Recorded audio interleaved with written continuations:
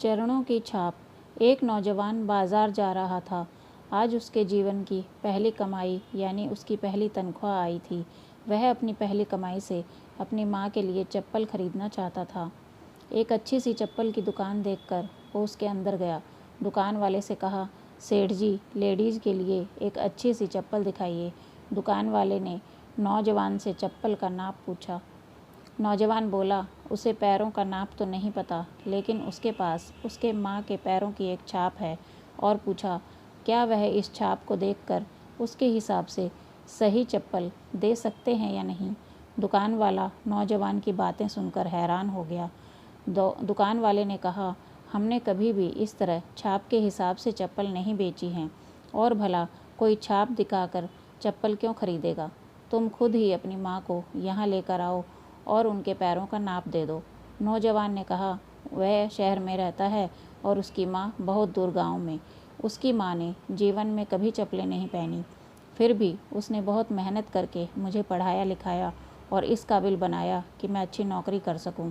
जब मैं घर से नौकरी के लिए निकला था, तभी मैंने ये निश्चय कर लिया था कि अपनी पहली तनख्वाह से सबसे पहले माँ के लिए चप्पल लूँगा। इसलिए मैंने उनके पैरों की छाप इस कागज़ पर बना ली थी। नौजवान ने एक सफ़ेद कागज़ में बनी पैरों की छाप दुकान वाले को दिखाते हुए कहा। नौजवान की बातें सुनकर दुकान वाले की आंखें भर आई।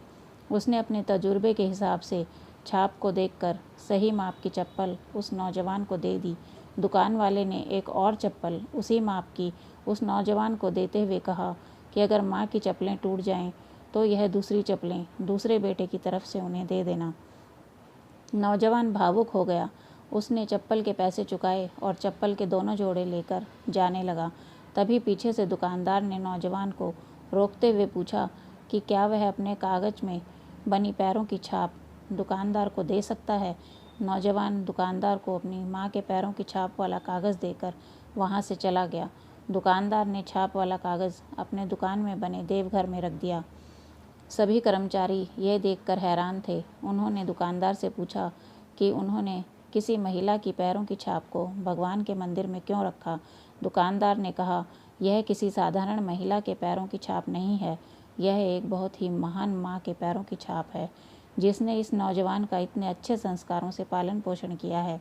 इस नौजवान की तरक्की को कोई नहीं रोक सकता, और मुझे भरोसा है कि इन पैरों की कृपा की वजह से हमारी दुकान भी हमेशा हरी भरी रहेगी और दुकान अच्छी चलेगी। दुनिया में माँ तो हर किसी की होती है, बिना माँ के जीवन संभव नहीं है, लेकिन बहुत कम खुशनसीब लोग होते हैं जो अपनी माँ का महत्व समझते हैं और उन्हें हमेशा खुश रखने का प्रयत्न करते हैं। दोस्तों, अगर आपको यह कहानी पसंद आई हो तो please like, subscribe and comment my channel शिक्षा बाई स्टोरी। शेयर ज़रूर करें। धन्यवाद।